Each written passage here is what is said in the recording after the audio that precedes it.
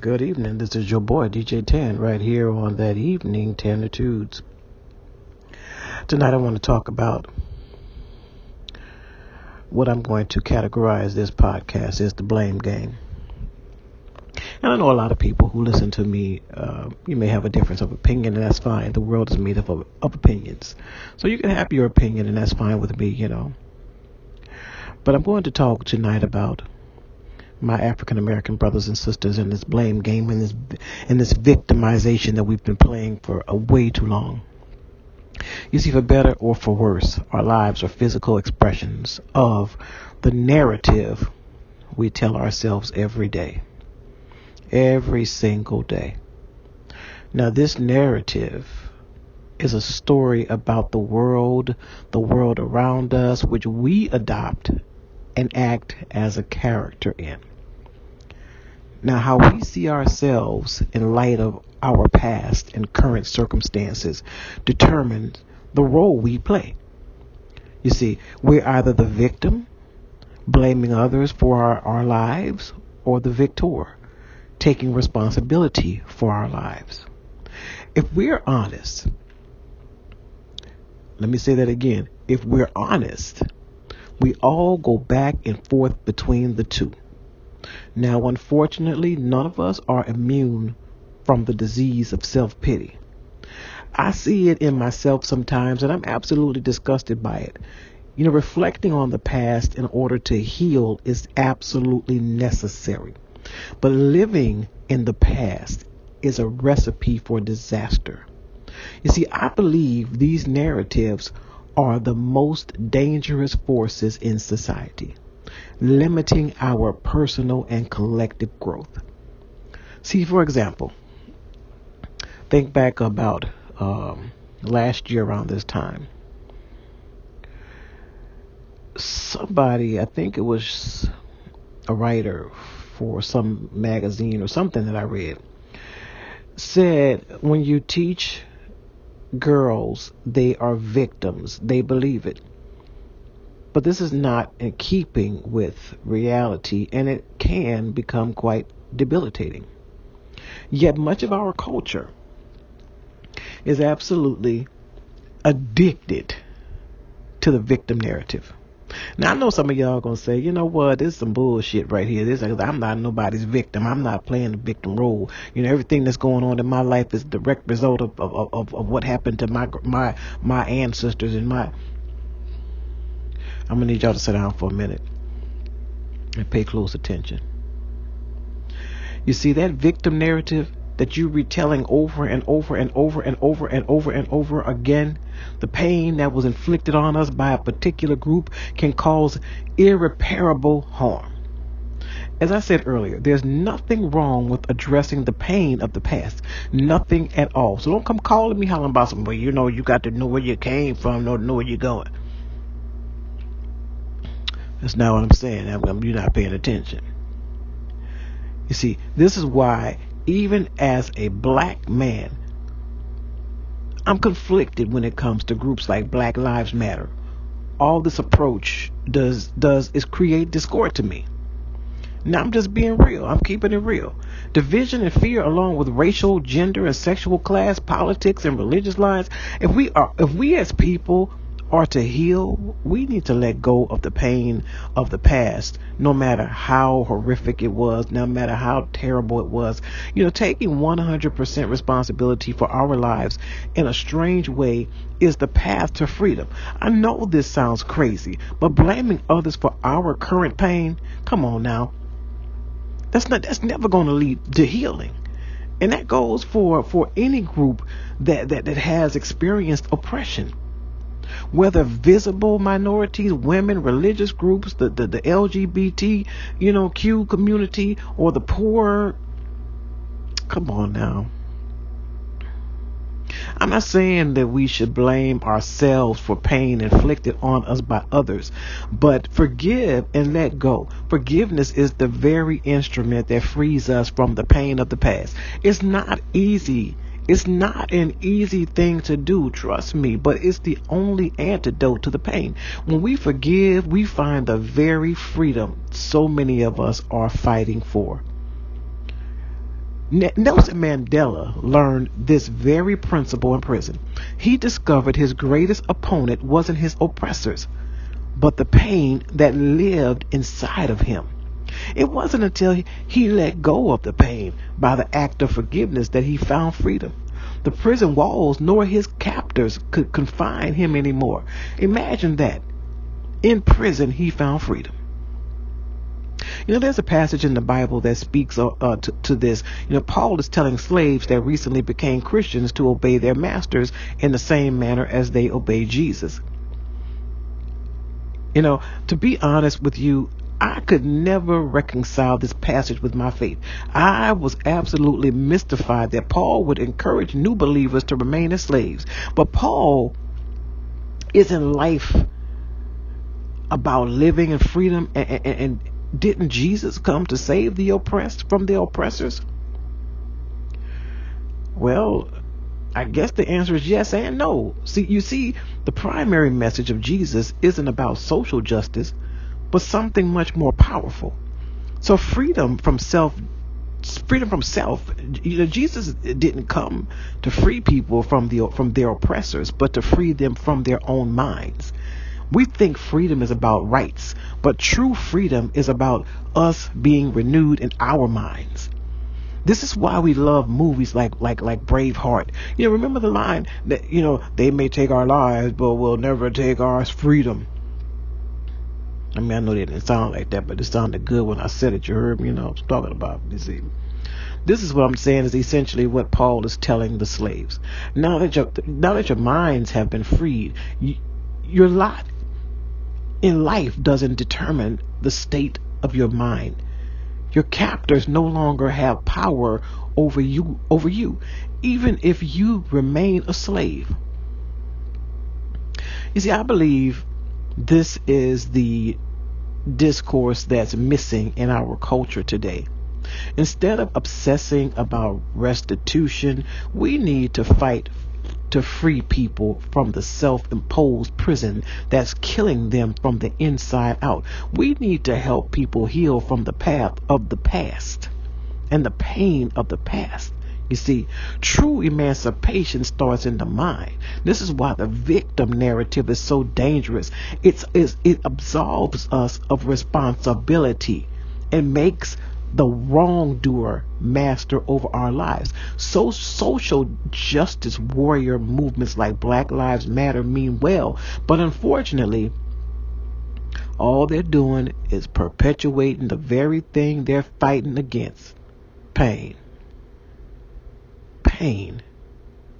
Think about it.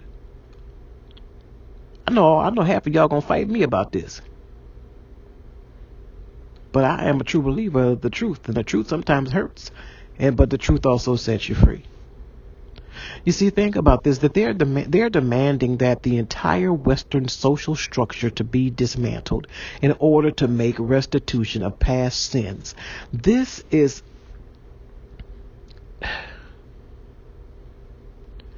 It's like you go into a time machine and undo the past.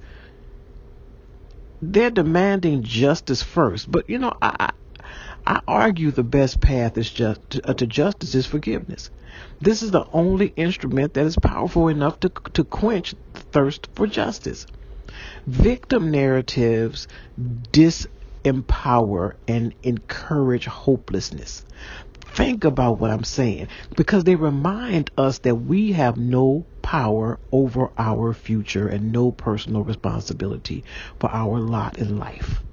If you keep telling this narrative, we'll continue to abdicate responsibility and wait for the government or an outside force to even out the playing field.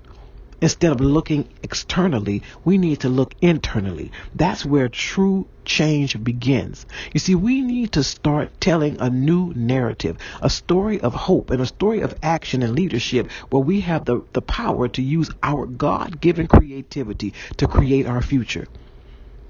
And the new narrative it's not sexy, and it might not even feel good or just in the short term, but the long term, it's going to pay off. Because the payoff is a freedom that can never be taken away. Think about it. Think about what I'm saying. You have to stop playing the victim. Discrimination is structural, built into societies, and it needs to be addressed on a large scale.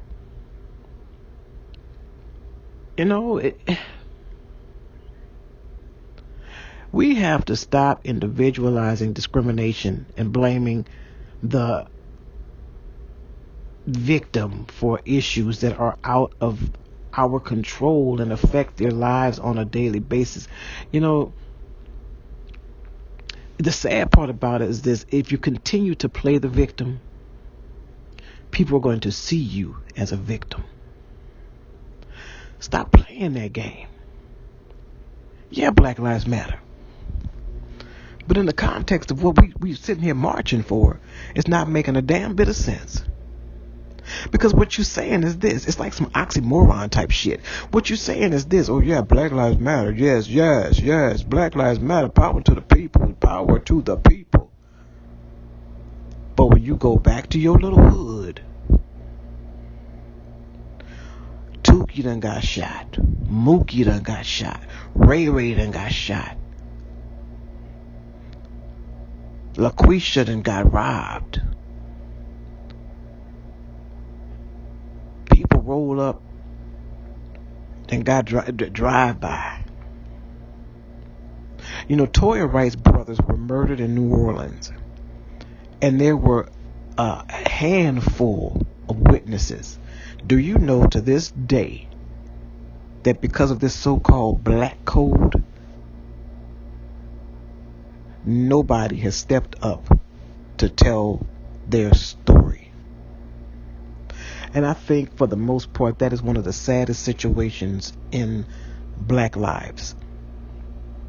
Because black lives do not matter to you, obviously. Black lives only matter to you if some other race is doing something against you.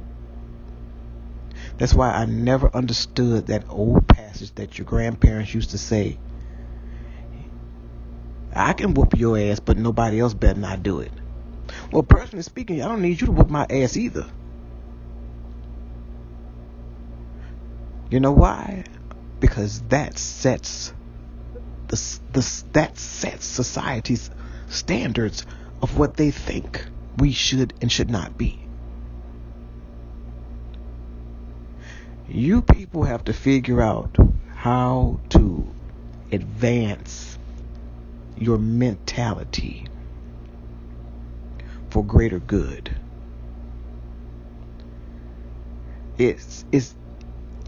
Like I said, I know I'm not going to see it in my lifetime. But I'm hoping that these millennials can make a change for the better. You're never going to see me at no rallies. Black Lives Matter. This life matter. The other life matter. As long as it don't matter to you, you're not going to see me marching for a fucking thing. And I'm going to tell you why.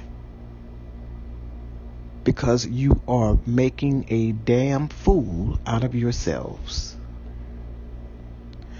Y'all sit back and these people, y'all don't understand that these people ain't doing nothing but laughing at you. They're making a mockery out of you. Like I said before, white folks don't have to do nothing to the black community. Because y'all making a damn good job of doing it yourselves. Until y'all stop all the fuckery, as they call it, all that dope selling and fighting over some neighborhoods and shit that don't even matter to you. You don't own every block. You don't own the block. You don't own the house on the block. And y'all know I'm speaking the truth. You don't own it. So why are you fighting over it? Why are you fighting trying to hold on to something that don't matter to you? It don't matter because it's not yours. I don't know how far along this went, where you just stand on a corner and somebody's there, boy, it's my corner. No, it ain't your fucking corner because you don't own nothing.